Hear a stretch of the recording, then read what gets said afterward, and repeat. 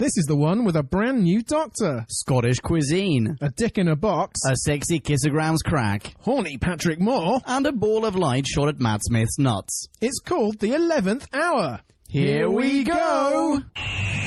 We're still on our endless voyage, All through time and all through space, With Slovene and Angels now. Dalek, Cybers, Uden, wow! Tennant, Smith and Eccleston. And Capaldi, he's the man. Doctor Who is cool again. That was Russell's master plan. Who back when? Reviewing all new Who there is. Who back when? Subscribe and rate on iTunes, please. Rose and Donna, Amy Pond, Rory, Martha and beyond. Join us on this odyssey. What other choice could there be but Who back when? Who back when? Ladies and gentlemen, welcome to another episode of Who Back When, a Doctor Who podcast. Or Doc Past. Yeah, even now.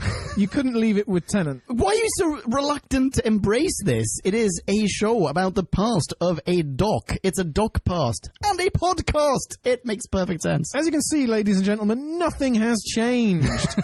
It's still us, the same two bozos presenting. I am Drew Backwen, and opposite me is the Ponk who waited, the impossible Ponk. Ponkin. Hello, Podcast Land, and hello, Drew. Hello. So, Right. This is epochal. It is. Everything's epochal at the moment. It really is. I mean, we very recently dropped our Tennant retrospective, and a fair chunk of our retrospective was a look ahead instead, and how fervently we were going to wank Well, at I the don't remember arrival that. of Moffat and Smith. I seem to remember I spent most of the Tennant retrospective utterly misremembering Smith, and that was borne out in the show. Oh, interesting. I forgot pretty much well, I'd never seen this episode before. Had you not? I had not. I had. And do you remember when we were doing our End of Time double feature, when we were doing that review, and I said, I misremembered how the regeneration occurred. The start of this episode is how I thought the end of Tennant was going to happen. That was what I was remembering. Because I was like, oh yeah, doesn't he like hang outside of the TARDIS and then he regenerates or whatever? He does, and it just compounds the irresponsibility of Tennant. Just, oh, goodness. Fantastic stuff. It's not how I expected it to start either. But before we get too far in, yeah, shall we jump into a B-scale? Oh, I thought you'd never ask. Time for us to synopsize, Clarify and summarize, so take a view and grab a brew, and listen to this overview, this free-for-all. we like to call a bite-sized chunk of Who. Bite-sized chunk of Who. We drop in on the Doctor just hanging out with his TARDIS. Crashing into a back garden in Ledworth, half an hour from Gloucester, he meets the young Amelia Pond, soon to become the girl who waited. She introduces him to the crack in her wall, drops a few hints at major plot lines this season, and then he fucks off by mistake. Still cooking from his regeneration, he returns 5 minutes / 12 years later, only to find that an interdimensional snakefish fugitive has taken up lodgings in a forgotten room in now sexy Amy's house. And to top it all off, there's a Douglas Adams-esque ploy to destroy the Earth. Together with her sort of boyfriend Rory, they now have 20 minutes, give or take, to deliver our prisoner Zero and save us all. Peace cow over, you are welcome. You just. Where would you like to start? I'd like to start with the opening animation. Oh, yeah. Because now we don't have to worry about whether it syncs up, right? That's true. So we have a new opening sequence with clouds and lightning, metal text, fire, new logo that spins into a TARDIS. Gorgeous stuff. That's literally verbatim from my notes. And new music. Much more, it's faster. It's got a bit more, packing more of a punch. It's more aggressive. Did you like it? Do you like the opening sequence? I did like the music, actually, throughout this episode, but the opening sequence, it didn't seem like the great leap forward I was expecting. No, okay, animation-wise, I prefer the previous one. Yeah. It's very much more reminiscent of the current one. Well, the Capaldi one, anyway, right? So where, I mean, we get to see the TARDIS fly through stuff. We get that scene where it goes out of vortex and into another one, and yeah, it's more dynamic. It's more like traveling through time.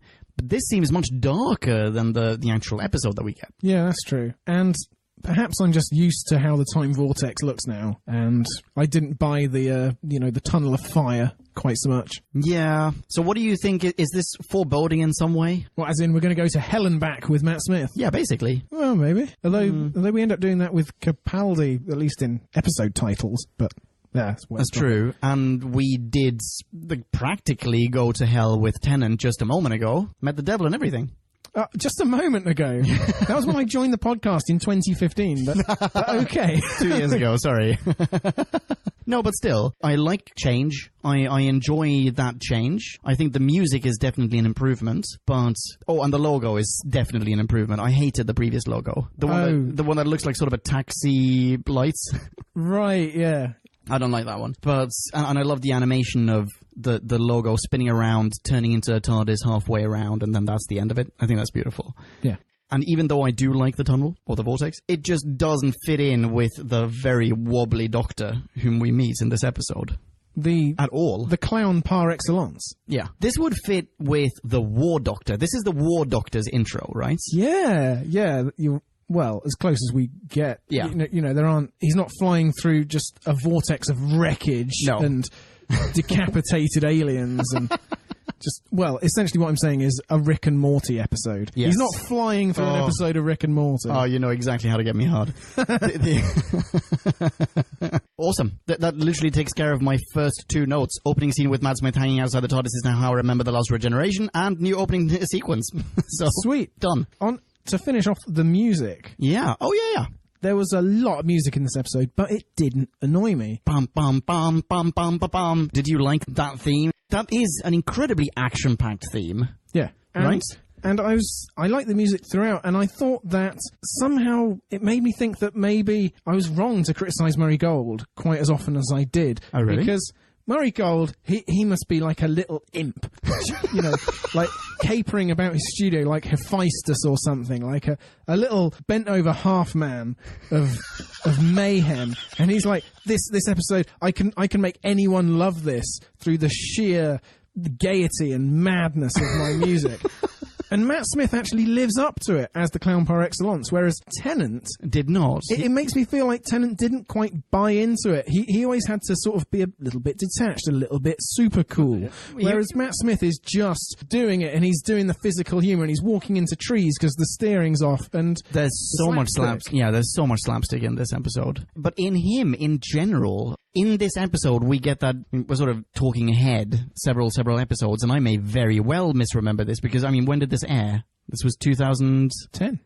2010. 7 years ago. Very, very possibly I am misremembering, what happens in future episodes. But I want to say that while in this episode he goes, well, I'm not, fully calibrated yet. I'm still cooking. Exactly, I'm still cooking, and therefore stuff just isn't working. I'm a little bit wibblier and wobblier than I normally am. But I want to say that he remains as wibbly and wobbly throughout his tenure. Yeah. That's true, right? But that's because he only makes that mistake because he doesn't know who he is yet. Oh, I see. Yeah, that makes sense. Yeah, that makes perfect sense. He thinks it's growing pains, but there ain't no growing. Holy shit, I have a question for you. Okay. Is it about the Doctor's dick?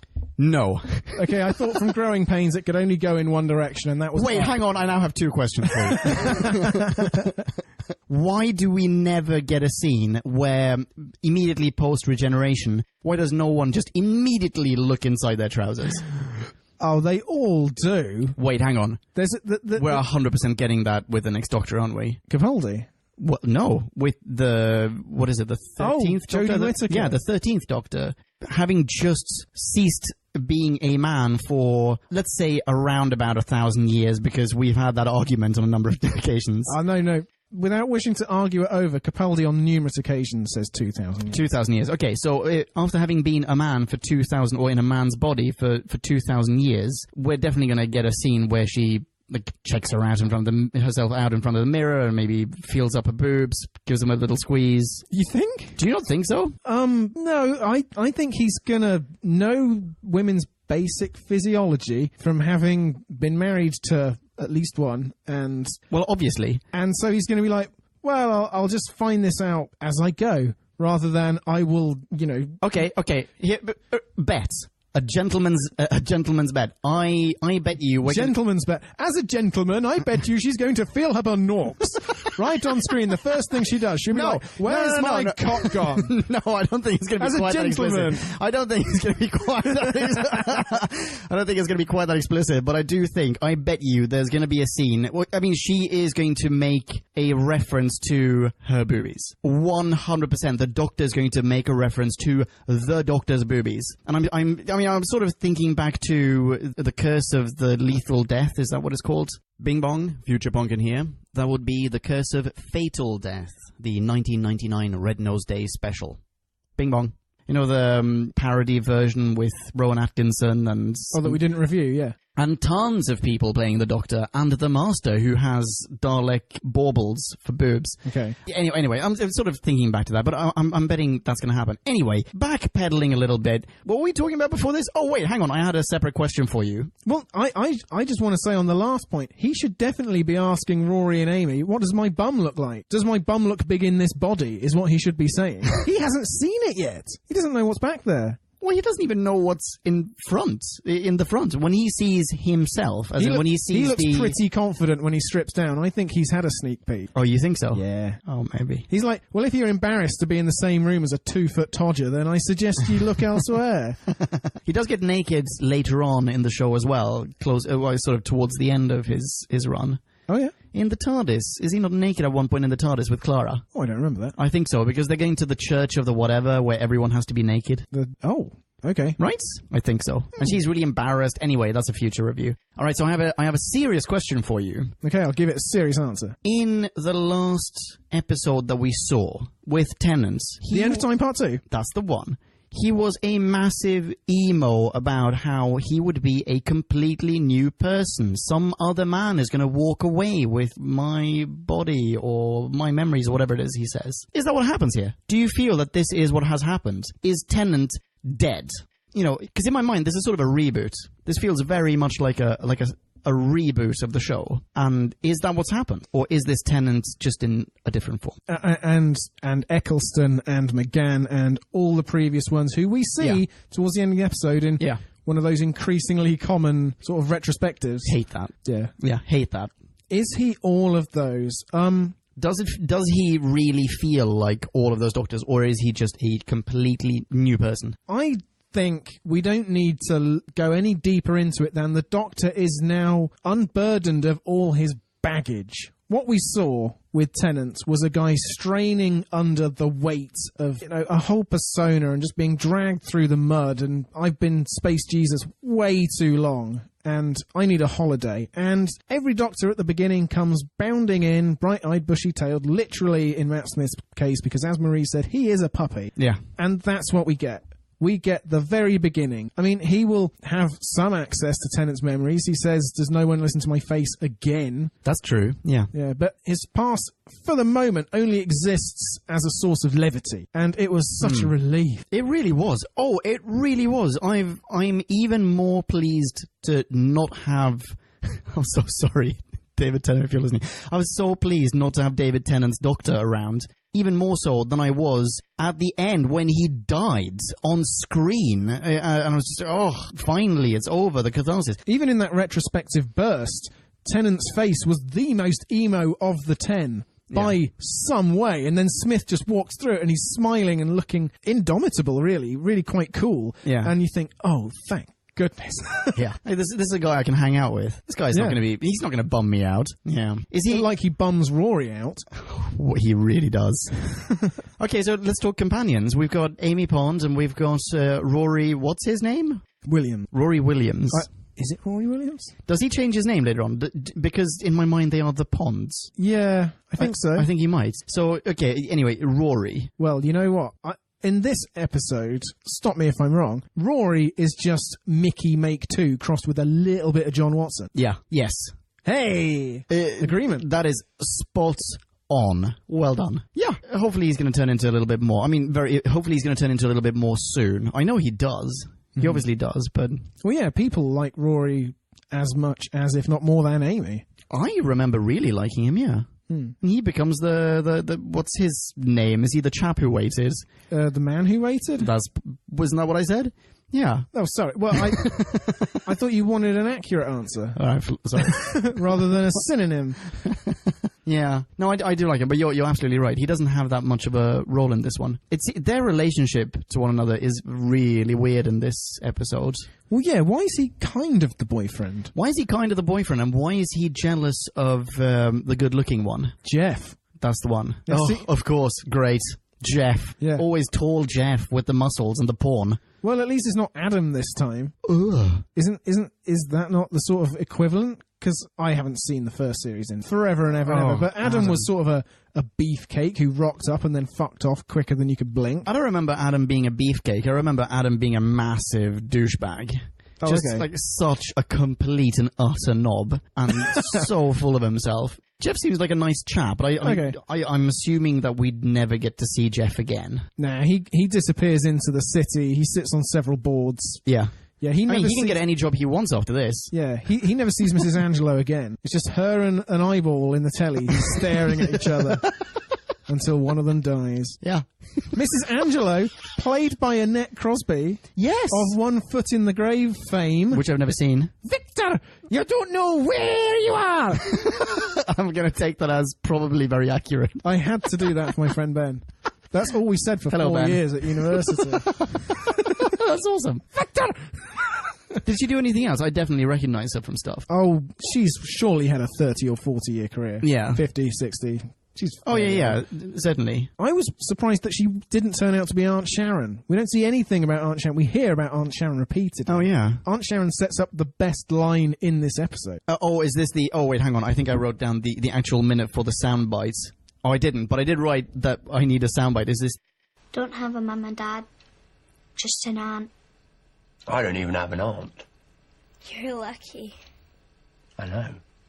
No, that's not the best line. Oh, what is the best line? You're worse than my aunt. I'm the doctor. I'm worse than everybody's aunt. That's not how I'm introducing myself, by the way. There are some really good lines in this one. Oh, there are. He has been finessing this script. You're Scottish. Fry something. Yeah. I'm in England, and it's rubbish. By the way. Wait, hang on. Let's get back to Hot Jeff and his mum, aunt, grandmother? Grandmother. Gran. You're welcome, Mrs. Crosby. Oh, his older sister. His older sister. Shave a generation off that person. Anyway, so, or two. All right, so here's something that does bother me about this episode. I'll just preface this by saying, I love this episode. I think it is... yeah, we should make that clear. Yeah. An almost perfect episode, I think. But, caveats, hashtag, whatever. Pardon my skeptical expression, which you didn't see, podcast. But here's one thing that I really dislike about it. Every single bloody coincidence in it. It is coincidence central. Well, Moffat explains the coincidence of once the Doctor gets back, the Atraxi get in motion and Prisoner Zero has to start up again. Sure. What are you thinking about? Well, I'm thinking, example, the Doc just happens to jump into Amy Pond's family friend's house. Oh. He just happens to jump into that house where someone just happens to have a laptop who just happens to be a pseudo-rival of the boyfriend, of Amy's sort of boyfriend, who just happens to be the same person who's taking a picture when the Doc has his ridiculous Sherlock scene in the piazza, which is the second thing I really hate about this episode. And that goes on way too long. Way too long. Yeah. I'm running along a fence now, I'm running this way now, I go, whoops, spin, back, here's Rory, I can read his name tag. Yeah, there's like half a village going, wait, hang on, I'm going to really fine-tune how I shoot these scenes for later on when I do Sherlock. Yeah. This is absolutely a Sherlock warm-up. Yeah. And it doesn't fit in. It doesn't fit in because that's not... Should the Doctor be able to do that? Should he know... Should he have those skills? Oh, well, I mean, to say the Doctor can't drop any new skills on us at this point is tremendously limiting. Yes, that's true. It's not as bad as just sort of he does it sighing once. And stepping through a fan. Which I will hate forever. Yeah, I quite hate that as well. Though apparently he did something similar as Pertwee. Oh, well, apparently. I remember us saying that I remember JD saying that at the time. This probably comes up every 18 months or so. Anyway, so all these coincidences, and I dislike them. I think some of them can be explained away by the little village of Ledworth that she lives in. And, okay, it doesn't seem that little from where they're filming. I mean, it's got a pretty big church, for one thing. He drives a long way in a fire truck speeding across a road to get to the hospital. Yes, he does go a long way, although that's probably... Or is that what, like a hospital in the next town? I think so, because as he's driving the fire engine, he's blasting down a tree-lined A road, which is connecting those two towns. Right. He's not going through a built-up area. So there's no hospital there. No, yeah. Okay. Rory works next village over. Okay, fair enough. Actually, yeah, fair enough. Take it back. And so everybody in this community knows her, hence when she traps his tie in the car door, which is a great scene, by the way. Yeah, that man, we've encountered him before on Who Back When. We have. Yeah, the man whose car it is, the older gentleman. Who knows Amy is the point, but yeah. carry Oh, on. yeah, no, yeah, you're right. Sorry. I'll take that argument. I think that's a pretty solid argument. It is a small town. He even makes a point of saying, I mean, all you have is a bloody post office and it's closed. But yeah, so the chap whose car it is, we encountered him in a serial called The Dominators. Can't remember what his name was, but he played a Dulcian. Oh. They were the good guys. The Dominators were the bad guys. Great naming conventions, guys. And all I remember is that the Dulcians all wore dresses. So as a young man, he wore a fabulous dress. Oh, how sweet. Yeah. And now he's in this. That's pretty cool for just this tiny little cameo. I quite like that. Yeah. Anyway. Cool. So I do get that everybody's tremendously lenient and welcoming. I mean, he does make up a half-assed excuse about he's fixing the telly and, oh, here's a policeman. Oh, wait, it's Amy. You know her. Yeah, you know her. Weren't you a nurse the last time I saw you? Now you're a policewoman. What is the third? None. Oh, because I didn't hear what it was, but I really wanted to ask you what it was. Sexy. Nuns. Before we get on to an inevitable conversation about how hot Karen Gillan is, Okay. we should up front address her acting in this episode. Okay. We should be professional about this. Certainly. Okay. What did you think? I sort of have to remind myself. I kind of feel like she was all right, wasn't she? I thought she was good. Did she not do a good job? Why am I so squeaky? Ignore my sceptical face. I feel like your preface and my inherently sardonic tone. I feel like the fact that you said about let's just set aside the fact that she's attractive and now address her talents as though not to be biased by her powers of attraction. But I feel like she did a good job in this one. She did do a good job. I think she had a very. Oh, I see. Right. So I think that she had very good chemistry with Smith. Yes, she did. Yeah. I totally bought that she was the girl who waited for the doctor. Yeah. And she's wide-eyed.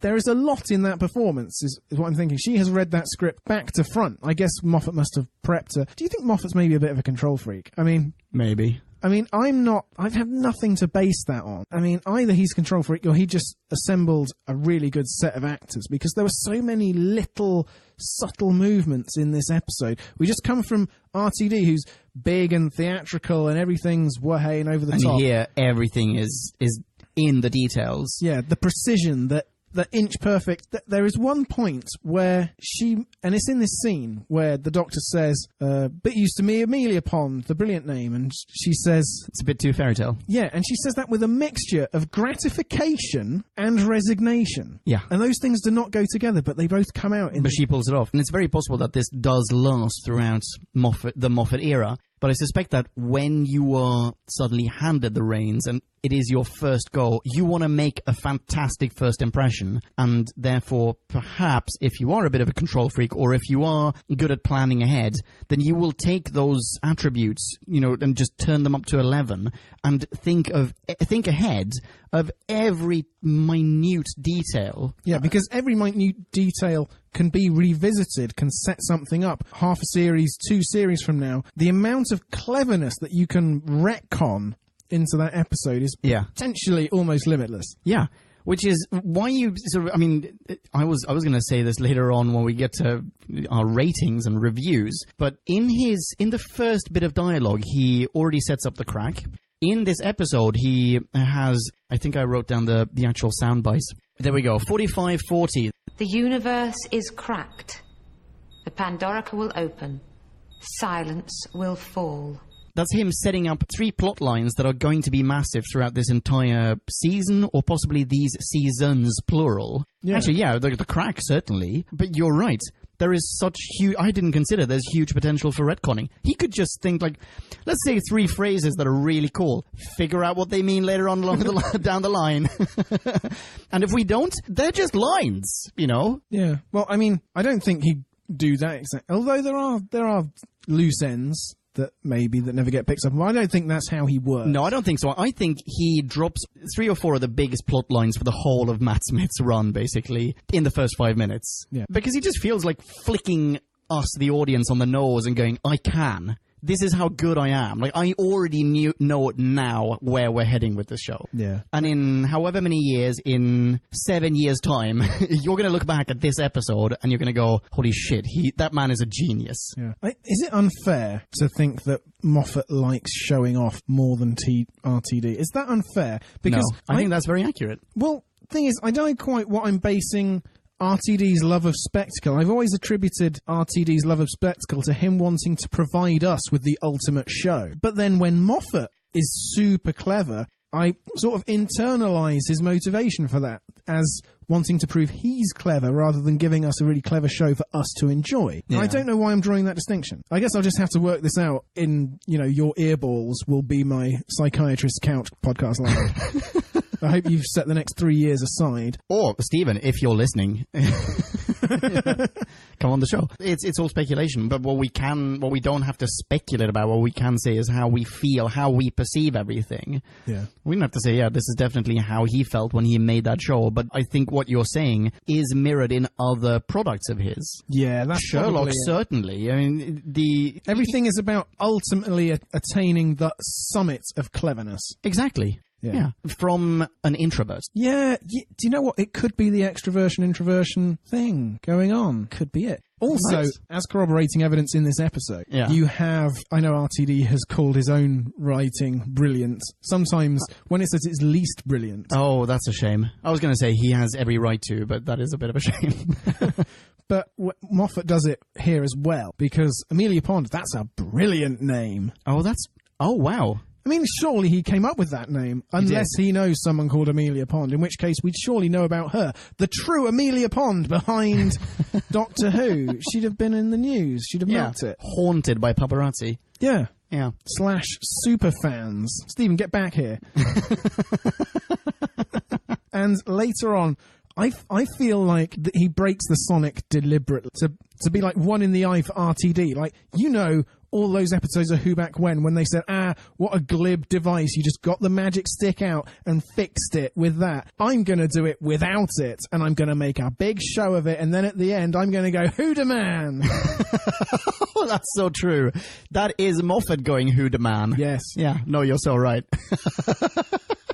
I'm glad he gets a new Sonic, by the way. Yes, the green Sonic. Isn't that the one you've got? It is, yeah. I much prefer that Sonic to Tennant's.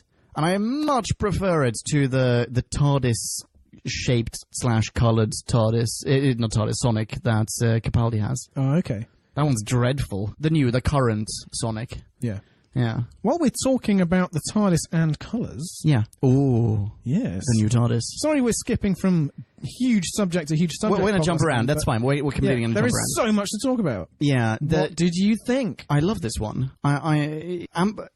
I was wrong, wasn't I? In the retro, I said this is the same TARDIS that Capaldi has. It is not the same TARDIS. Not at all. Not at all. Capaldi's is all clean lines and those rotating... Exactly. Sort of crystal maze-like bookcases and everything. However, I think the reason I was wrong about it is because Matt Smith is going to have another TARDIS. Oh. I think so. And... Yeah, as in, another TARDIS interior at the very least. He's going to reboot himself. Okay. Right? Yeah. I'm not sure. I am pretty sure. Is that after the Doctor's wife? And then the TARDIS goes like, I'm going to take this dress off and I'll be completely different once I'm a TARDIS again. Yeah, maybe. Maybe. I don't know. I can't remember. But regardless, much prefer this one to Eccleston's TARDIS. The Ecclestons and Tennant's TARDIS. The Coral TARDIS. Yes. Yeah. Much prefer this one. Well, I sort of and yet don't. Yeah, with a couple of exceptions. The silly bits. Don't like the silly bits. You don't know the little gewgaws, the tchotchkes, the sort of little steampunk clutter. So, I think some clutter is okay, because it kind of makes sense to me. The fact that the previous TARDIS, it basically imploded, and then it rebuilt itself with various bits and bobs that it found inside itself. Ah. So that kind of, that idea, that makes perfect sense to me. I hadn't thought of that. That's good. But I think there's too much of that going on. Like, I don't like the typewriter. Oh, I do. Oh, really? I think that's a little bit too silly. What have I written here? Reading my notes, I'm not a huge fan of the very silly gadgets like the typewriter, the pinball machine. Why is there a pinball machine on the controls? I don't want a pinball machines on the fucking console. I didn't even see that. Yeah, there's too much to take in. Oh, that. Oh, okay. And it goes bing, bing, bing, bing, bing, bing. Yeah, I don't like that. Oh, wow. So there are a few too many silly things. It's a little bit like is it Tennant who has a bicycle pump and fucking cool it, you guys. If you go back to classic Who, it is a piece of sci-fi machinery. You know, it's a console in a spaceship. Yeah. And I prefer that. Now, fast forward 2,000 years, probably over those 2,000 years, he's had to mend it in bits and, in various places. But would you mend a spaceship with a pinball machine? No, you wouldn't. So no. Aside from that, I think the TARDIS is bloody beautiful. I think it's too sort of cluttered in general. I couldn't really get a good idea of its dimensions, almost. I mean, when Amy's in, you want, like her, to be looking around and seeing how vast and magnificent it is. And there didn't seem to be any clear sight lines. You know, it was all, here's some stuff hanging down and here are some lines, but they don't quite intersect with those other lines. And that's a fair point. It's got that platform as well. Yeah, I feel like the Coral TARDIS and Capaldi's TARDIS both look bigger inside. This one's almost a bit claustrophobic. Yeah, that's true. Is it in this TARDIS that we get Journey to the Centre of the TARDIS? Oh, I'm not saying there aren't infinite other rooms, but this is where we're going to spend 99.9% you're right. of the time. It looked a little bit like a lava lamp to me. There are all these sort of bubbly... It has this bubbly effect in the background. There's sort of, asymmetrical bubbly windows and embossed... I'm just going to use the word bubble again.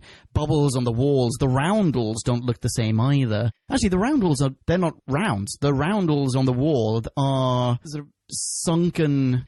Maybe they were in the first place. Now I can't really remember. They were definitely they were round. They were 100% round in the first place. I remember when they were popping out and Donna was in there and they were exploding. Very definitely round. Oh, yeah. Oh, sorry, no, I was thinking about the classic Who. They're definitely round with Hartnell as well, and they're round, I think they're round with Hartnell anyway. They're certainly round with Tom Baker, having recently looked at his TARDIS a lot. Why? Because I'm building a TARDIS in the back garden. Oh, of course. Yeah, that's a plot point in this one. There's a TARDIS in the garden. Whoever heard of such a ridiculous notion? I like that the TARDIS here had to reset, that it had to regenerate just like he had to regenerate. Oh, because he set it on fire with the sheer, stupidity of majesty of his awesomeness. Yeah. Majesty, that was the word I was looking for. Yeah. Okay. We are skipping all over the place. Yeah, I for the next thing I want to talk about, I'd have to skip as well. So I see you already raised an index finger. Go for it. We talked about how great Karen Gillan is as an actress. Yeah. I'm on my way to her, by the way, in my notes. So, yeah. Okay, you take it from here then. Oh, really? Let's take your... Okay, so I have two questions about... Sorry, no, one question, one observation. The observation, and this is just, I really liked this scene. It was after she's handcuffed him to the heater, yes, and she's still pretending to be a policewoman. An English policewoman. Her accent is English until 5 minutes! Oh, you're right. Yeah. Oh, I did not register that at all. Yeah. Oh, that makes me doubly impressed. Well done, Karen Gill. Anyway, so when he goes, oh, where's backup? Oh, it's a fake radio, blah, blah, blah, yada, yada, yada. To reveal her actual career, she goes, I'm a kissogram, takes off her hat, sort of whips back her hair in a way as though to say, yeah, hello, I'm hot. Obviously, I'm a kissogram. Yeah, when you join the police force, you have to shave your head. Did you not remember? Yeah, did you not see, what's it called? Police Academy. I was going to say police squad. Police Academy, yeah. Or Law and Order UK with Bradley Walsh. Oh. I think. I don't know, man. Topical. Oh, yes. Yes, there you go. Oh, I've never seen him in anything outside of The Chase, I think. But I'm thrilled. Based on the way that he delivers jokes on The Chase alone, I'm thrilled. Really? Those really shitty jokes that his team of writers write for him on The Chase. How does he deliver those jokes? Poorly. But he does, but he does so with a bit of cynicism and sarcasm, a little bit like, I'm getting paid for this. I like it. Also, I misidentified him to Miriam. For some reason, we were watching The Chase. This is ages ago, like years ago. The Chase came on the telly. He's there, and I go, "Oh yeah, that's Mike from The Young Ones." No. Yeah, I completely misidentified him. Oh yeah, that's old Mike from The Young Ones, but it's obviously not. Oh no, old Mike from The Young Ones is now General what's his face? Skull. General Skull. Skull the Destroyer. Is that not his name? Something? Glorn? No. It's S. It's got to be S. It's Sontaran. He is Sontaran. General Snark. Sarcasm. Sark. Michael Scarn. Bing bong, Future Punkin here, temporarily recording without an external microphone, sorry about that. That would be General Stahl in the Sontaran Stratagem and the Poison Sky, and later on, Commander Stark in the Pandorica Opens. Bing bong. Whatever. Sorry. Okay, so, jumping around. We may cut a lot of this. It probably is a question about her and her outfits. Right. As they are running out of the house, yes, he goes, "Why did you dress up as a policewoman?" And she goes, "Well, it was this or a French maid." Yes. Does that mean that she got naked when she heard someone B&E into her home and then picked an outfit? Does that mean that at some point she goes, I'm in my civilian clothing. No. I'm gonna get into my police costume. Oh, I see. And cricket bat this chap in the face. Possibly. I think she's just saying that's in her wardrobe as well. Yeah, but that means that she put it on because she wasn't on her way to a gig or anything, right? I think she was. Really? Yeah, I think so. Yeah, okay. I think he just happened to drop in when she was on her way as a policewoman. I think it's hilarious regardless. It is good. Do you know what I don't like about that scene, though? No. The door. The extra door. The door that we can clearly see all the time. Yeah, you're right. And do you know what it reminded me of? No. It reminded me of the perception filter in The Sound of Drums, where they're in the warehouse and the Doc goes, put the TARDIS, part of the TARDIS key on. And just sort of pans to the form. side or something. Yeah, and it's like, it just goes, and it's like, well, I can't see you now. You see, you're just at an angle. I can still see you just as well. And here is even less satisfactory. Yeah, you're right. I feel like in some scenes that should have just been a blank wall rather than the door's open. The door being open or closed has nothing to do with it. I feel like we should have seen some with the some with and some without a door. Yeah. Yeah, you're right. I think that would be really, really good. And then for the scenes where they're actually identifying, oh wait, hang on, there is something there that I've never noticed before, then you could just have it pan so far to the side that it is tiny and almost out of focus. Maybe it's sort of darkened by a vignette or whatever in a corner, or along the edge of the screen, and then kind of shift into focus. Yeah, rather than seeing the eyes pan around. Yeah. Which I get that Moffat wants to make us terrified of our own peripheral vision. Yeah. Like he wants us to be scared of breathing. Yeah. And shadows. Blinking. And blinking. Yeah. And sleeping. Yes. Yeah. He's a fucking sadist. He's great. I love him. But yeah, that didn't quite do it. Okay. All right. Unlike Karen Gillan. Yeah. Conceptually, it definitely worked for me. Like Karen Gillan. I thought Karen Gillan was great. Do you want me to leave the room for a few minutes? Sorry, you went really quiet and looked like you had no interest in saying anything else. No, Are you still here? I feel like there was something... to be alone with my computer like Jeff. Need to do a Jeff. That was kind of fun. That was kind of fun. But yeah, his gran bursts in like half a second later. Fucking hell, Jeff! Wait until she's gone down the shop. Lock the door. Put a sock on the handle. Yeah, exactly.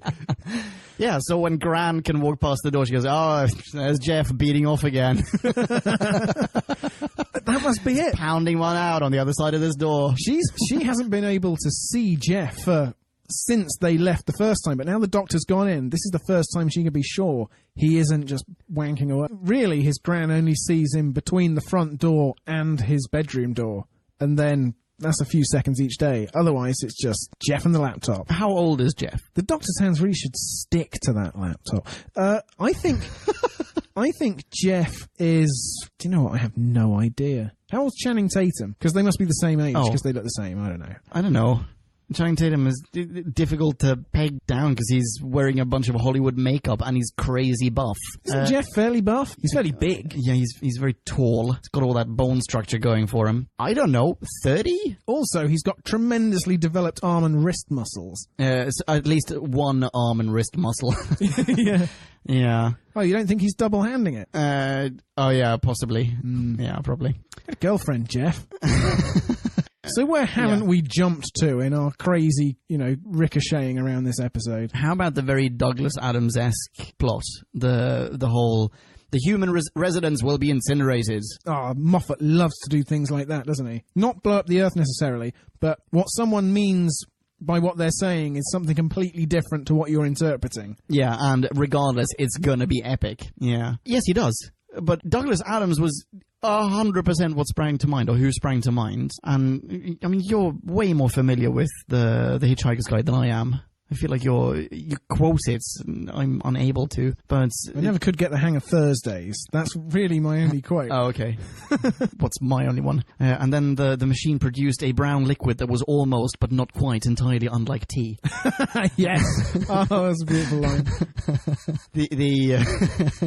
Yeah, anyway, so it felt like that was almost an homage to Douglas Adams, and Douglas Adams used to write for Doctor Who. Mm-hmm. And it felt like that was tying a neat little bow. Like, this is a new beginning, but it is also somehow true to the original. We haven't forgotten where we came from, that sort of thing. Yeah? Yeah, maybe. Nice. Maybe I'm reading too much into it. Different thing. Did you like the scathing indictment of our species' obsession with mobile phones? I think that... I don't know how prescient it was at the time, but we've definitely settled into that rut. Yeah, yes, we have. We seem to have no interest in escaping it. No.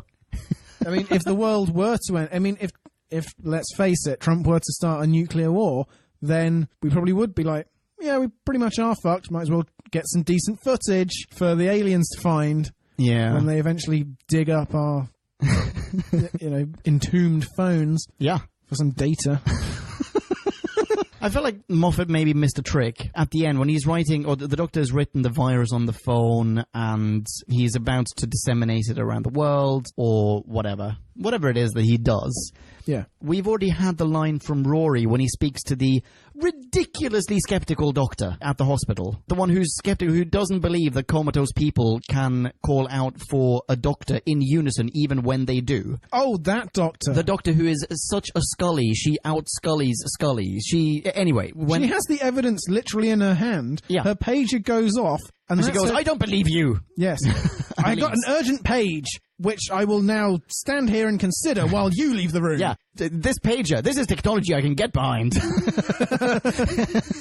It's got a camera as well. That's the line I'm talking about. We've already had the line where Rory tells her, she said, like, why are you handing me your phone? And he goes, it's also a camera. And then fast forward to the end, and the alien tells Smith, leave your phone or whatever, blah, blah, blah. And he goes, do you know what the best thing about this phone is? And he should have just gone, it's also a camera, and that could then tie it back to Rory, and we could have maybe liked Rory a little bit more, and maybe we felt like, oh, wait, hang on. By proxy, Rory's now really clever. Then yeah, or at least Rory has... Well, he does have a part to play, but the Doctor doesn't emphasize it. Yeah, he doesn't. And instead, it's just like, it also contains lots of weird candid photos of people that I'm now going to attach to an email or something, and then a WAP to people into space. Like, why are you doing this now, Doctor?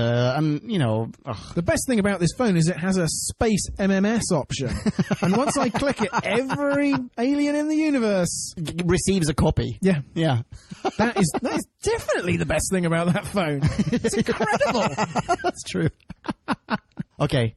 I remember a coincidence. Oh, okay. Yeah, hit me. Is when the Doctor goes, which window are you at? And Amy goes, we're on the fourth one, or from the left, on the first floor, in the coma ward. How the fuck does she know, from his vantage point, in the fire engine, racing up to the front of the hospital, which window to stick the ladder through? I don't think that's so implausible. She looks at the far wall, probably knows that's the edge of the hospital, counts the windows, 1, 2, 3, 4. Yeah, fourth. She knows which floors that they're on. Okay, you've been to the JR a fair few times. Yes. If the doctor were to say, which one's the fourth window from the left so I can stick my window through, would you know? No, I would not know. No. However, if I were... But the JR is a far larger hospital than this one. This is like a little town hospital. This is like... It only has 2 floors. I think it's probably like it's incredibly clear that they are in the last room before the end of the building. Oh, so they can literally count the windows. Except I think that's what she does. They've come down a long corridor to get to that point. Haven't they? That's true. Actually, that's it. But that's on a soundstage somewhere.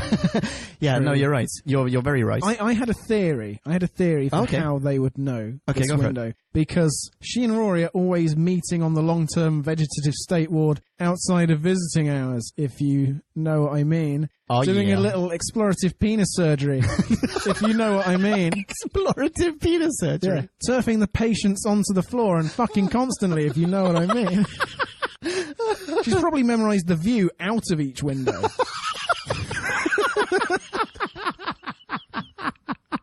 And that's maybe how she knows, but otherwise, for me, it's just an annoying coincidence. Yeah, solid stuff. Yeah, I don't think it's implausible. However, I think it's a little bit ridiculous that she knows to give him that much detail. Like, why doesn't she just answer his question by saying, we're in the coma ward? Oh, he's not going to know that, though. Well, like, I mean, there are signs everywhere, right? Like, why don't you just go, like, we're in There isn't a sign in the fire engine. She doesn't know that he is in a fire engine. Oh, yeah, that's right. He's just commandeered a vehicle. Yeah, she knows, all she knows is he wants to know where they are. And why doesn't she just go, we're in the hospital, find us in B4? Yeah, what the fuck are you on about windows for? Yeah, exactly. What the shit are you talking about? Do you think I'd climb through windows? No, I'm going to take the lift up.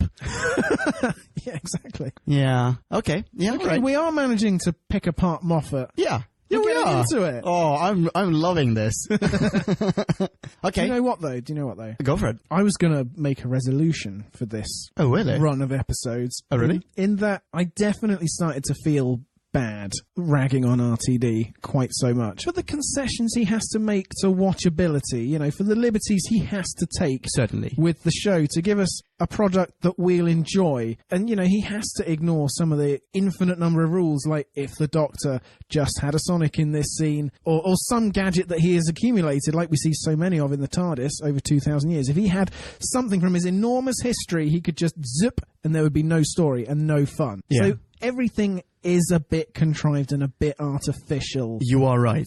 And if we were to obey every single law, we wouldn't have a show. Not even someone of Moffat's, you know, braininess can perhaps get around it. So I don't want to be nitpicky, but I will for the sake of humour. Yeah, likewise. But I do feel like we actually also, we set the record straight in our retrospective. We are immensely grateful to RTD for what he did, and not only what he did, but how he did it. He did a fantastic job. Yeah, let's just agree. He did a great job. Yeah. There are a few things that we maybe weren't huge fans of. Fine, we're gonna be maybe not huge fans of certain things that Moffat does as well, and of literally anything that anyone does. That's fine. That's fine. Okay, to hear more, listen to the bonus retrospective of David Tennant on whobackman.com. Okay, here's something we haven't talked about at all, really. How long the episode is? Oh, no. All right, let's talk about that. How long is this episode? It's over 60 minutes. Yes, that's true. It is an hour. I mean, nice. Yeah, it's over an hour. Well, a lot of that is most of the next series being previewed, like at copious length. I have a soundbite written down from an hour and 1 minute. All right, go on then. Yeah. Do you want it? Yeah. All right, soundbite, and 1 hour, 1 minute. I thought, well, I started to think that maybe you were just like a madman with a box. Lily Pond, there's something you better understand about me because it's important, and one day your life may depend on it. I am definitely a madman with a box. First mention of Madman with a Box. Really? Yeah. Ha ha, yeah. Oh, wow. Yeah. Yep. It's amazing the combinations of words that haven't come up before in, 46 years of Doctor Who. Yeah. Do you want some more sound bites of just seminal Doctor Who phrases? Go for it. Here you go, 57 minutes. Yeah, it's cool. Bow ties are cool. 58 minutes. Amy Pond, The girl who waited. You've waited long enough. Well, this is what I said. So much setup. Yeah. He's basically going to be watching the episode at home thinking, that sounds good. I'll come back to that. No, that fell flat. Yeah. That one I'm bringing back. Brilliant. Yeah. Yeah, exactly.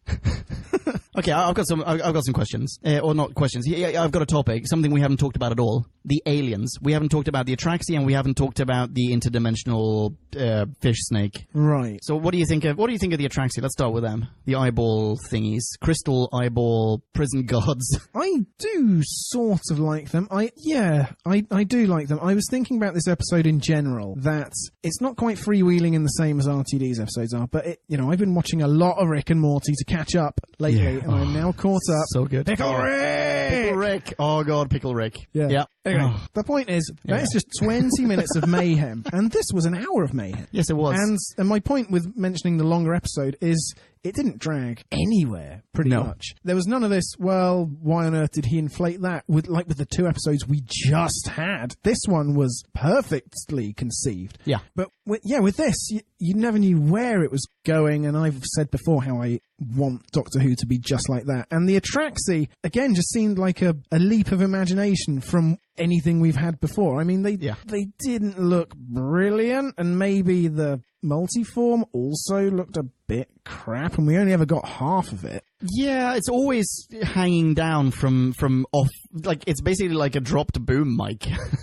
Yeah, it makes me rather uneasy right now. I mean, what is its tail wrapped around? Why is it? Yeah, okay. So many years. I agree. I think maybe the what did you call it again? The multiform? Is that what it's referred to? I couldn't find the name of it. So the multiform. Okay, so the maybe not a huge fan of the multiform. The teeth are a little bit naff. I like the teeth when they're in the humans. Oh, that's what I don't like. Oh, really? Yeah, I think that's a little bit silly. I think Olivia Colman has to do one too many sort of... But apart from that... That's a bit of a shame. I mean, given also that Olivia Colman was one of the potential next Doctors. Yeah. A little bit on the... Is it a little bit on the weird side? I feel like it's a little bit on the weird side that we get her in this very schlocky bit part in this episode. She's a fantastic actor or actress. Yeah. And she had to do a girl voice. The Doctor in the TARDIS doesn't know. Doesn't know. That was ridiculous. Oh, that was incredibly annoying, and I wanted to forgive her for it, because villains should be annoying on some level. Not every villain should be a super suave, sophisticated, urbane, blooming... Yeah. Oh, I'd love to turn evil just so I could... get away with saying shit like this. Exactly. Yeah, but no, that was a little bit too much like the new Master when he first appears. Yeah. Oh, yeah. Yeah. Agreed. Sorry, I keep running around. So, okay, you didn't like the teeth? I didn't like the teeth. I loved the concept. As in the shape-shifting thing? The shape-shifting and the whole, well, it has to somehow connect with a mind that is temporarily indisposed. Or, like where the body is temporarily indisposed, but the mind is there. And yeah, I thought that was pretty brilliant. And I really liked that clue, which Rory never had a chance to offer up, of, I've been seeing all these patients around town. I thought that was a brilliant twist. And wait, I'm going to say it again. Here's another thing I thought was absolutely brilliant. When the Doctor asks him in that terrible piazza scene, that terrible Sherlock piazza scene. Yeah. When the Doctor asks him, why were you taking pictures of him? And then all of a sudden, he is saying the same thing Rory's saying, because I've seen them in the hospital, they're in a coma, or whatever, however he says it. Yeah. Love it.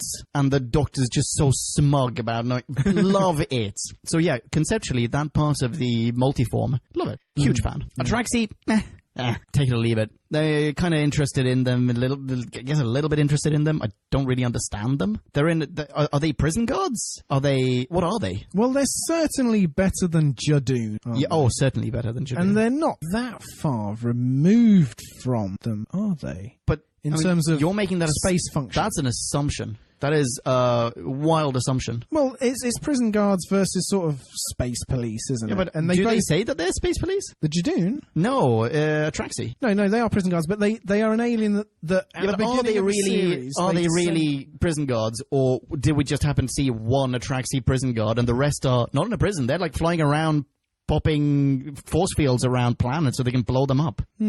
Like, who are they? They're certainly not good at numbering their... Yeah, exactly. They're not good at numbering their prisoners, I'll tell you that. Prisoner Zero. Who has a Prisoner Zero? What the fuck is a Prisoner Zero?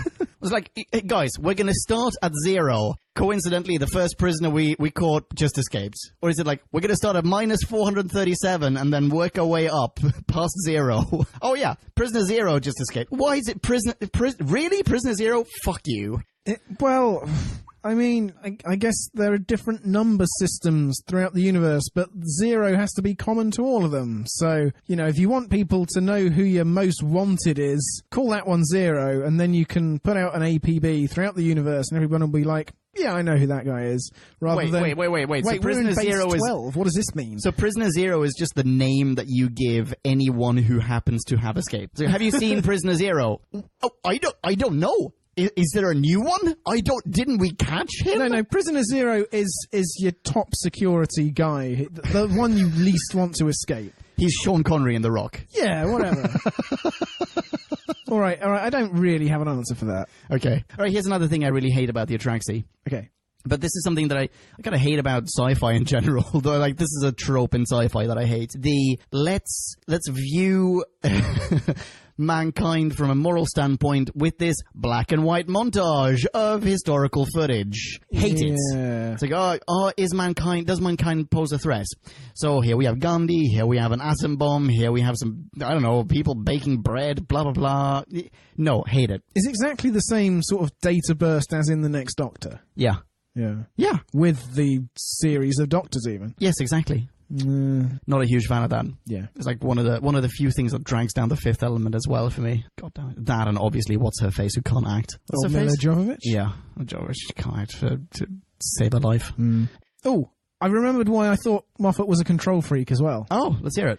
Which is that the multiform, which we were just talking about, yeah, the guy and the dog, how many hours, how many takes do you think it got for the guy and the dog to be moving their head at the exact same synchronized? And because he's looking up, he can't look at the dog and predict where it's going. He's got to be staring upwards. So someone is shouting commands at the dog, and the guy is just hoping the dog goes with him, and that it's exact same moment. It's perfect. Yes, that must have been weeks, days. I think we should check how much stubble he has from shot to shot, because he's probably clean shaven in some and has like a full beard in another when it actually works. Maybe.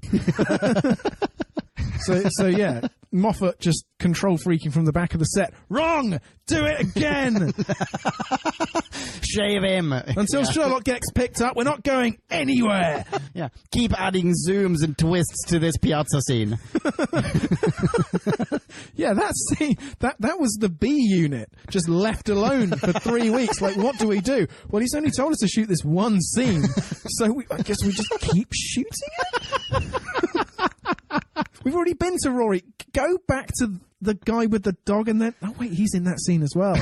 Can't be at the same time. Huh? The multiform dog man is also in the piazza scene. He is, yes. Oh, you're right, yeah. They didn't shoot those at the same time. Yeah, you're right. All right, Moffat, you win this round. What did you think of people recognizing the Doctor as the Raggedy Man? I thought that was quite fun. Yeah, me too. And I did like Rory saying, you made me dress up as him. I mean, I know. Utterly demeaning as that is. I mean... You know that that's part of some elaborate sex game, clearly. Oh, no, that was when they were like 8 or 9 years old and playing dress up. Oh, that's not what I thought that was at all. Yeah. I thought that was like, you know, last week you made me dress up like him every now and then. You whip me and you make me dress up like the Raggedy Man. You've torn so many of my shirts. Well, maybe. Maybe it started as one and eventually became the other. Evolved into the other. Yeah, possibly. Yeah. I really liked it as well. I thought it was very sweet. Okay, here's something I don't get about that whole thing, though. Why, and this is jumping to the very end, why does Amy Pond, who is now how old? At the very, very 26, end. Right? It's 14 years after. Was she 12 in the beginning? Hang on, I've got how old the young girl actress was. Caitlin Blackwood. I think she was 10. Yeah, and I think she's meant to be 12. Okay, so I think so, and then it's 12 years later, and then 2 years later. So 26. Yeah. I think. And so why does 26-year-old Amy Pond, who's about to get married, why does she still have all of the drawings and dolls that she made as a child just like out, strewn around her room? That's an incredibly good point. Because for the last year or so, she'll have been planning a wedding. Yeah, and also, she is 26 years old and should not have her, like, kid drawings everywhere. Yeah, that should be in deep storage. Yes. All the time. But before a wedding, I'm kind of thinking, Rory, don't marry this woman. She is harboring a dark secret. Hang on. Do you know why she's got that out? Because Rory is going to walk up the aisle. No, it's the bride who walks up the aisle. Rory's going to be standing at the head of the aisle, dressed in a bow tie with a little tweed suit. Those are sketches that she's made for her wedding plans. Oh my god, that should so be the case. Yeah. Oh, that's terrible. That poor guy, that game just keeps evolving. Now. Oh, let's hear it. We mentioned her, Caitlin Blackwood. Little Caitlin Blackwood. Oh, the girl. Poor little Amelie Pond. No one ever invites her anywhere, so sad. You hate children actors. What did you think of this one? She was brilliant. She was brilliant. She was absolutely brilliant. And I really... This is another... Not just a testament to her acting skills, but to the directing of this episode. Because there are obvious highs whilst watching this episode. There are moments of tension and so on. But I really felt for this girl when she was just sitting outside waiting, when she packed her teddy bear and everything and ran and was so excited to, go traveling with what is, ostensibly a father figure in lieu of a family, with an absentee aunt and so on and so forth, and then being utterly disappointed. I really felt for her. Yeah. And no, she does a fantastic job even at the end when she's really the multiform. Yeah, well done. What's her face again? Caitlin Blackwood. She has been in practically nothing since. Why? I don't know. Caitlin Blackwood, you are sitting on a gold mine. I mean, that talent. Do shit with it. If you're listening and you're an agent, represent this young woman. Represent. Yeah. But no, you feel what you feel when the Doctor fucks off, because her face is so full of expectation when he leaves that the smile that breaks across it is so genuine. Yeah. She really did do a good job, and I'm so pleased that you thought so as well, that you will make this exception. I will happily make... This is the one child actress I wouldn't rather CGI. It's a shame she's now a young adult, but... That's fine, I'm assuming that her talent hasn't withered. Yeah, but what I'm saying is that from now on, all child actors have to be CGI'd. All of them, without exception. Not just from now on. Prior child actors should also have been CGI. Like, that's just George Lucas, every single child actor in any single thing ever. Not talking about young Darth Vader. I mean George Lucas stuff, as in going back and CGIing over characters. Even Home Alone? Yeah, fuck that guy. Just no, I'm kidding. Obviously, Kevin McAllister can stay. He's okay. Legend. Yeah, what a ledge. Okay, question for you. Okay. How do you feel about, because I think this is the first time that we get this, how do you feel about the TARDIS, A, materializing a TARDIS key in the Doctor's pocket, and B, building a new Sonic for him? I didn't have an objection to either of them. Interesting. The key thing, I wonder if the key did fully materialize or whether it was just sort of activated. Oh, so that was the original key and...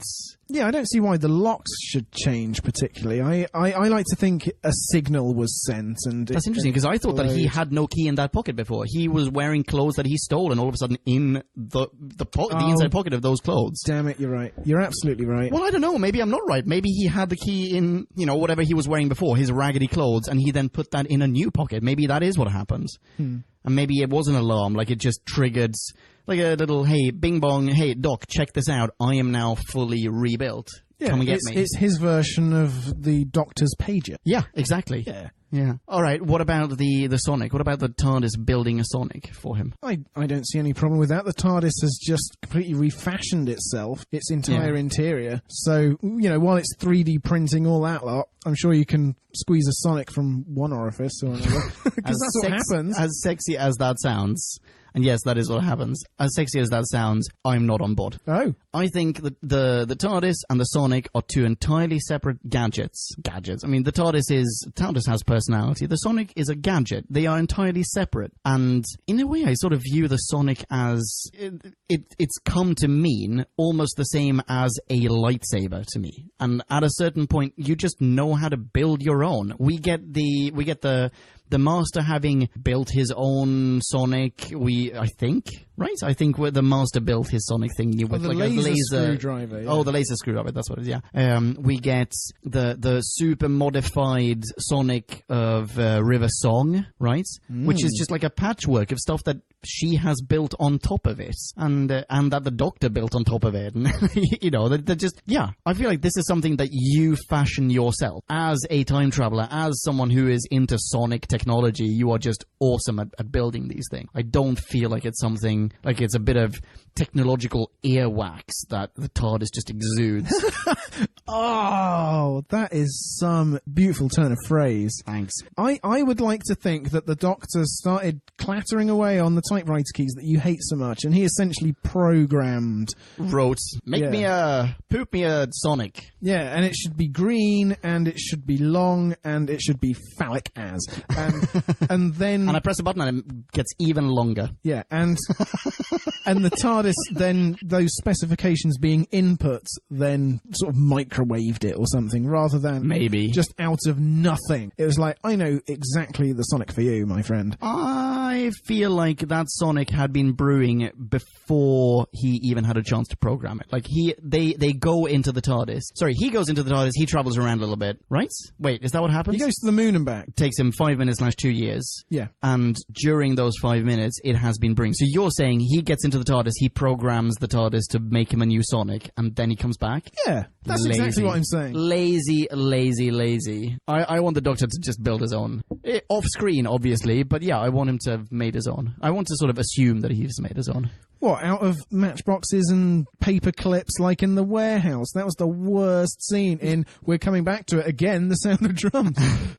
No. No, absolutely not. How about I really didn't like these, but how about the Sonic Ray-Bans that Capaldi wears? Mm-hmm. He built those himself, right? He made Sonic Ray-Bans. Okay, but you didn't see him do it, did you? Exactly, that's what I'm saying. Off screen. I'm happy for it to happen off screen, but I want to believe that the Doctor built this him/herself. Mm-hmm. Right.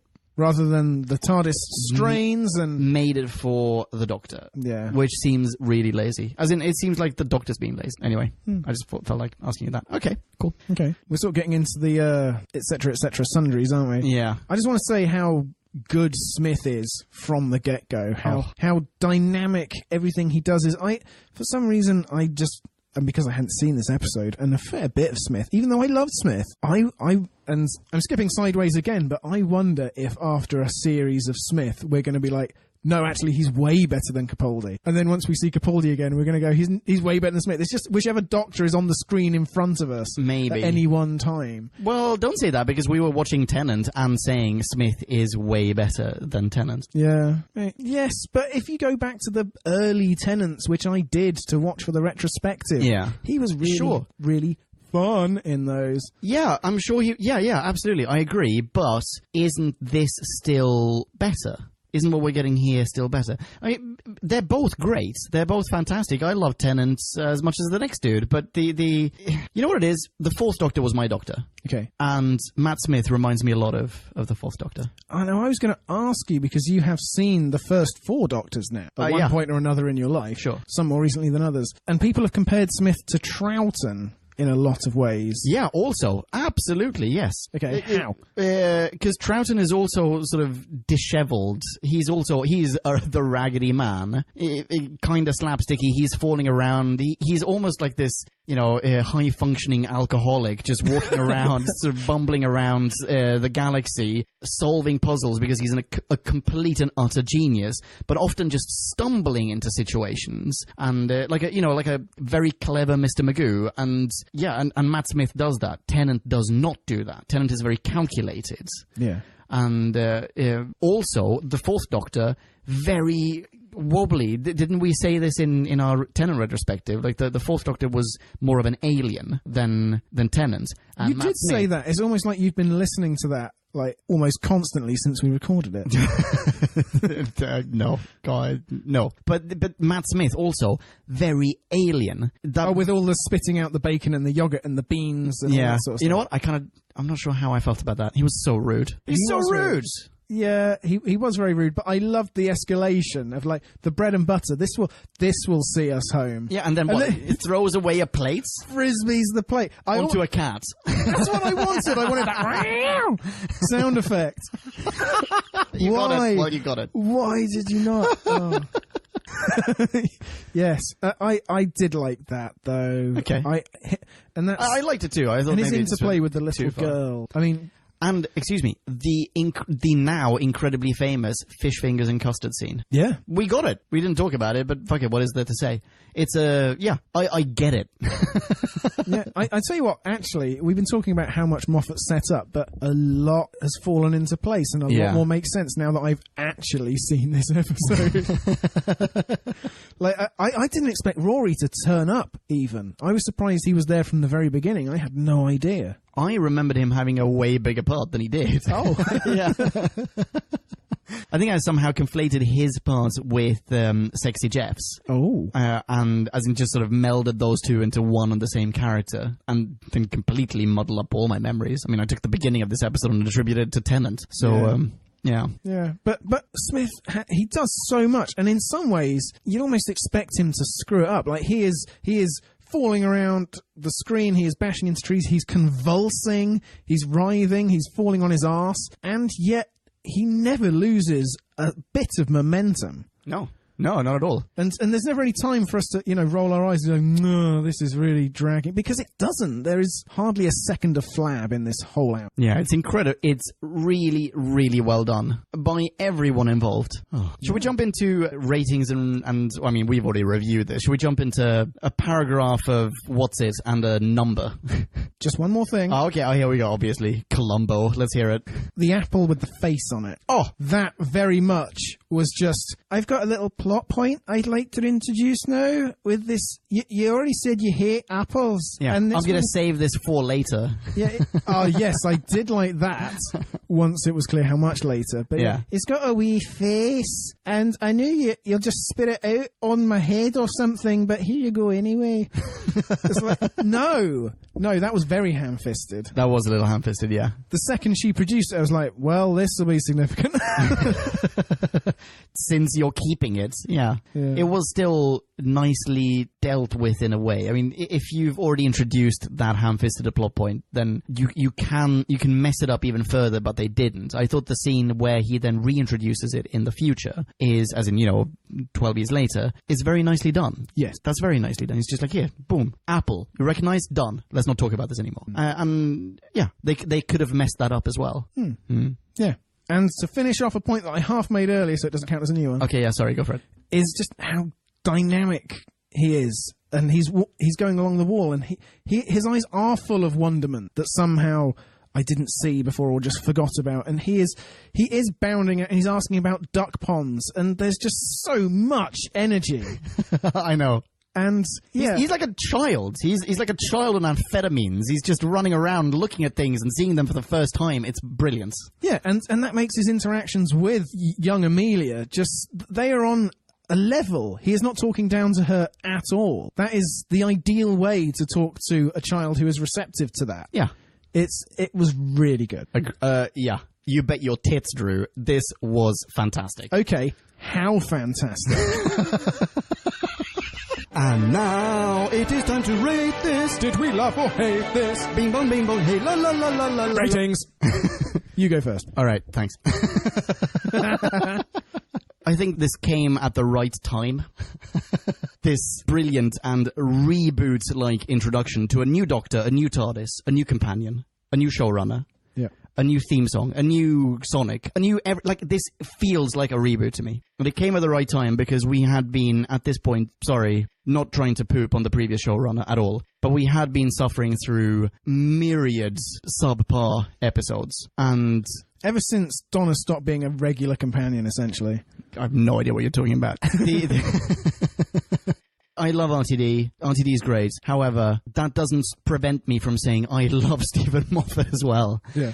Wow. My goodness. So much is set up, so much is done with what is set up, so much is done with just stuff plucked out of the ether. This is such an incredibly well-structured, well-paced, well-acted, well-directed, well-produced episode. It is almost perfect. Wow. I'll be super quick about Smith, because we've talked about Smith just now, but I love Matt Smith. There's an energy to that character that I haven't seen, like I said, I mean, frankly, since Tom Baker. And I realize, just for the record, I haven't seen Colin Baker ever as the Doctor, except in like bits of like clips on YouTube or whatever. I've never seen Sylvester McCoy except in the 8th Doctor movie, and I've only seen a little bit of Davison. So I'm making a huge leap there, but wow, that to me he feels very Tom Bakery, and you know, it strikes a chord in me, and I really love it. He also has great chemistry with the soon-to-be Ponds. Minus points only for surprisingly amateurish coincidences. Some ham-fisted characterization as well, like the dolls at the end, and the unbelievable Sherlock-esque scene in the piazza. I'm giving this... Yeah? Oh, wow. This is big. I can see... He can barely fit his mouth around the size of this number that's coming out. I mean, I don't... This might be super far off what you're going to give this. I'm giving this a 4.4. It's not that far off. That's not the number that I'd originally written down here, actually. Okay. I'd originally written 4.5. I'm grading it down to 4.4 after this conversation. So you were going to give it 4.5? Yeah. Are you giving it 4.5? My rating is 4.5. I should have stuck with 4.5! It's good to be different. Oh. I mean, there are things I like about this episode. I like even though it's a poke in the eye of RTD, I like the fact that, yes, when he thinks the Sonic is going to work and he's holding it in the air, shit, that's when it breaks. And then he has to think of a new angle of attack. Yeah. Against the multiform, but then the multiform is, ha ha ha, I got a psychic link in the bank. Yeah. And then the Doctor has to think, well, no, I know what to do with your psychic link, and it just keeps going between them. It's great to see them obviously not they're extemporizing, and the forethought that Moffat has put into that to make that happen, that is marvelous construction of a climactic scene there. Brilliant. Because I'm not going to single out any previous showrunners. It could have happened with any of them, but where it would have just ended much more simply. The scanning beam would have come in, and the multiform would have been frozen right there, and you'd have had 2 or 3 minutes lost. But there's that extra layer of cleverness, and that's great. The acting is pretty much all fantastic throughout this episode. And the scene on the roof. Smith is cool in that scene. Bow ties are cool. Bow ties are cool and basically just run. Yeah, Earth is protected. I'm sorry, can I upgrade it to 4.5 again? This is my original note. Look at my notes. It's in my notes. Okay. Oh, so bow ties are cool. Also, some say that this is a remake of The Girl in the Fireplace. Yes, so I've heard. I say it's Moffat's homage to The Runaway Bride. I mean, she's running off the night before her wedding. Oh my goodness. That's why Amy had to be ginger. And imagine Catherine Tate saying... that's why Amy had to be ginger? Yeah, as an homage to Donna Noble. What, like they cast... She is ginger? Yeah. Well, that's why it had to be played by a ginger actress. No. Yeah. Oh, it's so far-fetched. Final point. Imagine Catherine Tate... Make this one an actual one. Imagine Catherine Tate saying, 12 years, 12 years, 12 years, and 4 psychiatrists. There is basically no difference. No, there's a huge difference. They would have delivered that line in almost exactly the same way. No. Only the volume would have been different. Answers on a postcard, ladies and gentlemen. Write in. Let us know. Would this episode have been identical if Amy Pond had been replaced by Donna Noble? No, the answer is no, Drew. I'm not saying for the whole episode. I'm saying for that one moment, there were remarkable similarities. When Amy is at her most angry and indignant, obviously, and approaching a Donna level of it. So I guess, okay, that's the reason why. I just thought of another reason why this at the very... Oh, shit, now I'm almost regretting this as well. Like, this at the very least deserves, on our weird sliding scale, a minimum of 4.5. Mm-hmm. The last time we gave a really high rating was to, I think, the Forest of the Dead, Silence in the Library and Forest Midnight. of the Dead. 4.6 is for Midnight. Oh, really? 4.6. Okay. All right. Fair enough. In that case, I guess 4.5 kind of is a fair one. But I was thinking back at Silence in the Library, which was 4.3, right? Oh, I don't know. You got me there. I think 4.3, this is more than just a decimal point better than that. this is infinitely better than that, but it's not quite midnight for other reasons. Yeah, sorry, I'm justifying my very flabby spine. Oh, and you know the other thing that changed from the previous era to this one? What's that? We don't have the 4-way conference calls anymore. 6-way now. Oh, yes, of course. And Patrick Moore's involved. Oh, hello, And Patrick there's so Moore. much more talking about Fermat's theorem and two light speed, faster than light travel and a joke. Wait, that's in my notes. This is in my notes. Wait, hang on. Wait. Did I just... Yeah. Yeah, here we go. In my notes, I even put this in bold because this is how upset I was by this. I can't believe I forgot to mention this. Go on then. I wrote down, what the shit? Doc just gave mankind the secret to faster than light travel. So he did. What do you mean, so he did? No, He's like, I'm going to prove that I'm a genius.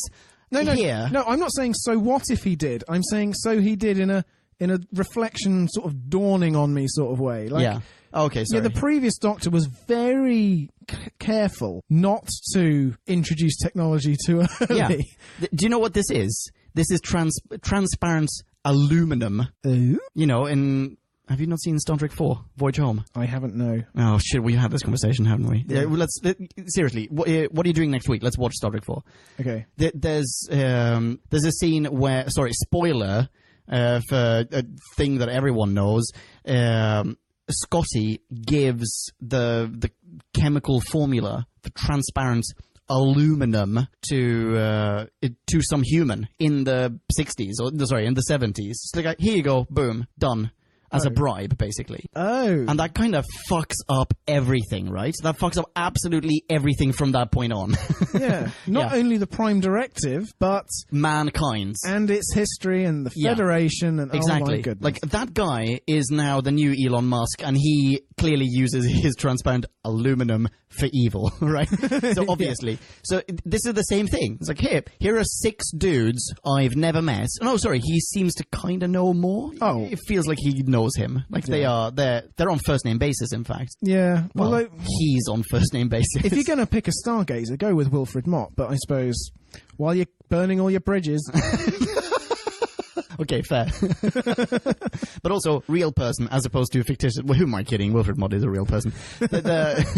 He just picks, like, here's more and 5 dudes I've never met.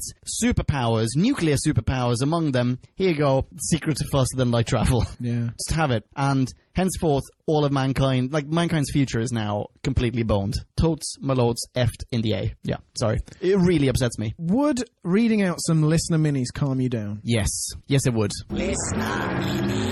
Our first listener contribution tonight, Yeah. I can't actually read out, but it is from Michael from / temporarily working in Pakistan. Hello, Michael. Yes. Who has given as a present to the podcast some zesty orange brandy. Oh, and it's orangey, zesty, and absolutely delicious. Thank you so much, Michael. This is so nice of you. It is a lovely present, and it has powered our podcast tonight. Yes, it has. And we are most and grateful. added a bit of sophistication and flair. Brilliant. Michael, thank you so much. Can we say congratulations as well? Is that in order? Is that official? Can we say that? I haven't received word yet, but I will let you know. Okay. Stay tuned, Podcast Land. A new fan is on the way. With a Dalek onesie already bought for it. No way! Yes way! Oh, awesome. Oh, Michael's going to be an awesome dad. Fantastic. Oh, sorry, spoilers. Do you want to continue with a more conventional review? Certainly. Let's do that. This next one comes from Tracy! From America. Hello, Tracy. All right. Tracy goes, yes, the multi-season extended edition of Girl in the Fireplace. Aha!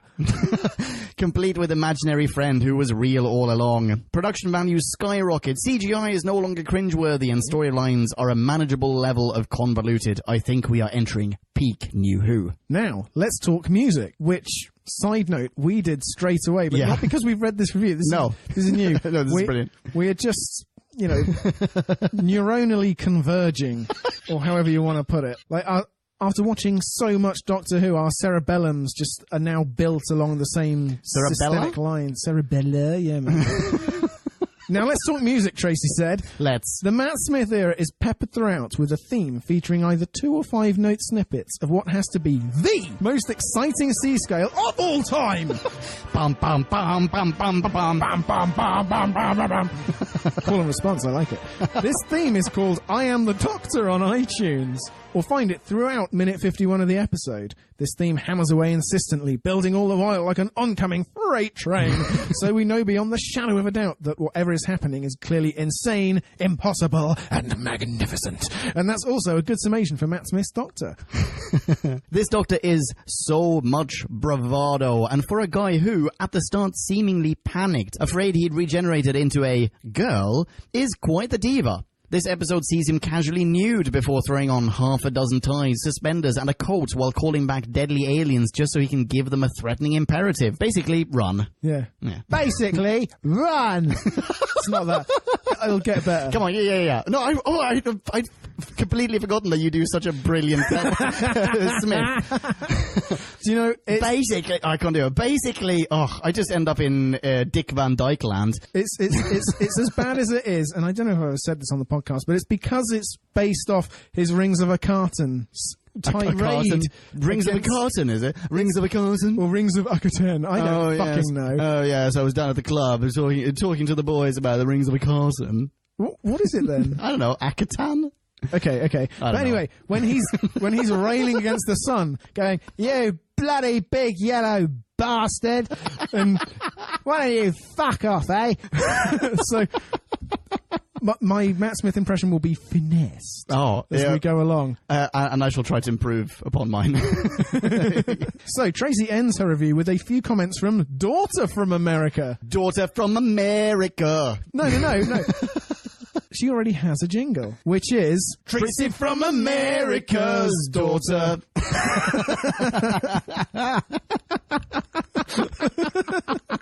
Oh, yeah, that's right. 1. He called back deadly aliens just to scold them. Yes, he did. 2. I can't believe Amy would run off with the Doctor the night before her wedding. Be careful. If you change the past, it might reflect in the future. Yeah. Wait, hang on, Amy. What are you doing? Turn back right now. You know she's going to come back late. This is terrible. Anyway, thank you very much, Daughter from America. We have a rating as well. Tracy gives this a rating of Lady Gaga. Okay. Yeah, whatever that means. Ladies and gentlemen of Podcast Land who are not Tracy, you can follow Tracy on Twitter. She is at Yekatnyatnuf. That's Fountain Tracy backwards. We've always got that. That never goes well. Nailed it. Nailed it. All right, next up we have Kyle Rath. Hello, Kyle. AKA Senator Super Spy. Yeah. Shall I start it? Go for it. All right. Kyle says, after slogging through the murky emo hawk send-off of David Tennant's 10th Doctor, we turn our attentions to what is perhaps the absolute best new Doctor episode in the show's run thus far. Stephen Moffat steps aboard as showrunner and writer, and we meet 11th Doctor Matt Smith as he crashes, smashes, and generally Jerry Lewises his way into the life of Amelia Pond, delightfully debuted by Karen Gillan. This episode is very funny. It is also somewhat spooky, curious, slapdash, manic, frantic, and accomplishes all of this by grabbing you by the lapels at the opening credits and throwing you firmly back in your chair, après wedding dress. Even on this rewatch, I felt pulled into Ledworth proper, wondering about ducks and ponds, whether Noel ever got his keys back, or what happened to Jeff and his questionable browsing history. Most of all, we got introduced to 11 and the ponds, before the drama, before skim milk people, before killer space women. This is a wonderful episode, a fantastic example of why we all had faith in Moffat. This was what Who was meant to be. Wisecracking, fly by the seat of your pants, daring do with your best mates in a time-travelling police box. The promise of all the adventures yet to be had. Also Rory. God, I missed Rory. We didn't know we had it so good. And he gives this 4.7 out of 5. Minus 0.3 for the rubbish CGI Prisoner Zero hanging dildo snake. Seconded. Awesome mini review, Kyle. Fantastic stuff. Thank you so much for sending that in. Ladies and gentlemen who are not Kyle Rath, fret not. You can follow him. It's the next best thing. He is at Sinister Super Spy. That's super without any vowels. Also, I'd like to suggest another name for his podcast, Tapes of Wrath. Because what I said in the retro was Grapes of Wrath. That didn't make any sense, but Tapes of Wrath. It's brilliant! It is! Oh my god, it's brilliant! Get on that, Kyle. You can also follow Kyle's podcast, the Cognizant Dissidence Podcast, on Twitter at CogDizPodcast. That's CogDizPodcast. Awesome! But not before we have read out our third and final mini-review of the night. That's right. This one comes from Michael French. Hello, Michael, who has submitted a mini-review in the past. He explained in a prologue to his mini. He is the English pizza. Oh, wow. So he really gets around country-wise. Oh my god, it took me a while to get that. That's awesome. Yeah. Welcome back, Michael. And he says, firstly, let me start off by saying I love this wonderful, whimsical cartoon of a man. The way he hates everything he eats and just casually throws a plate of bread and butter out the door at a whim, I find incredibly charming. Not to mention that he casually takes clothes from the hospital that then become his iconic tweed jacket and bow tie. I find tremendously entertaining. And speaking of things I love, I absolutely adore the new TARDIS interior. It looks like it came straight out of a Dr. Seuss book. Yeah, true. Yeah. This review also makes clear what I didn't quite in the episode itself, which is that one man's jumping the shark slapstick-wise is the other guy's favourite bit. Yes, like you're when right. you threw the plate, you were like, oh, for fuck's sake. And me and Michael were punching the air. Slow motion, freeze frame high-fiving. Yeah. Across, earball space. Michael would also like to say that he thinks that this episode acts, in a way, like a first episode. Yes. It starts off with a new doctor and a new companion, and little to no connections to past seasons, something that we haven't really gotten since Eccleston's time on the show. But in regards to the plot, I don't really know how I feel about the whole crack in the universe plotline, because as we have the benefit of already knowing what the crack is, I think that it loses some of the suspense that would otherwise have been there if it was my first viewing. My suggestion to you, Michael, is to get super, super drunk for a number of years, and eventually your memory will degrade, and you can approach this with a new eye again, and you will enjoy it much more like we did. I mean, that's good advice for anyone. Yeah.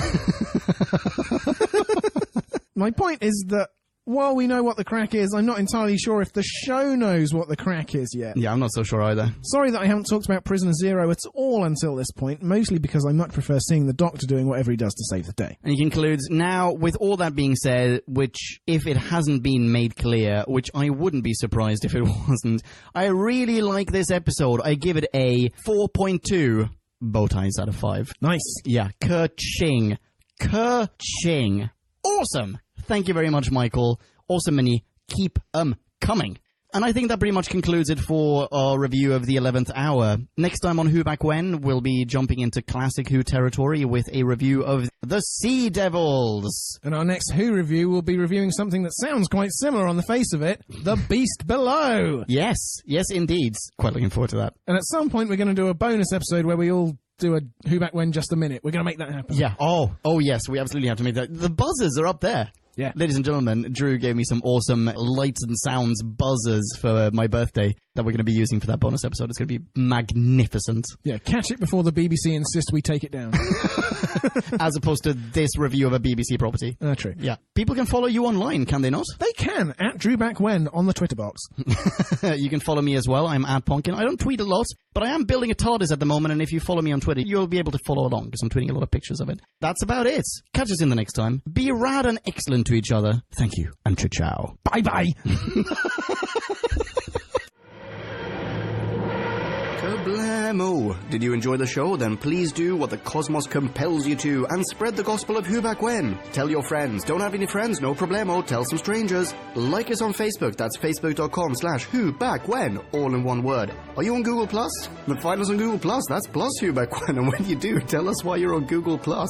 Who Back When just got its very own Twitter account, no lie, so give us a follow. You guessed it, that's at Who Back When, all in one word. Check us out on SoundCloud, vote us up on Reddit, listen to us on Stitcher, and head on over to our website, whobackwhen.com, where you can leave a comment, submit a review of your own, and peruse our visual index of aliens, monsters, and more, which increases in kablamos with every episode. And lastly, give us a rating and review on iTunes. Not only would it make us super chuffed, and it really, really would, but as thanks, we will transmigrate your iTunes nom de plume into the credit list of trailers for fake Doctor Who audiobooks produced by Who Back When. Have a poke around our bonus episodes to make more sense of that. That's it. Rock on and be rad and excellent to each other. Catch your earballs in our next classic Who review, new Who review, or, still funny, audio Who review. Ciao. Who Back When? Fuck, I didn't press record for that last bit. Kidding. Oh, the look on your face. Such a prick. Although, if we were to do it again, it wouldn't be any worse.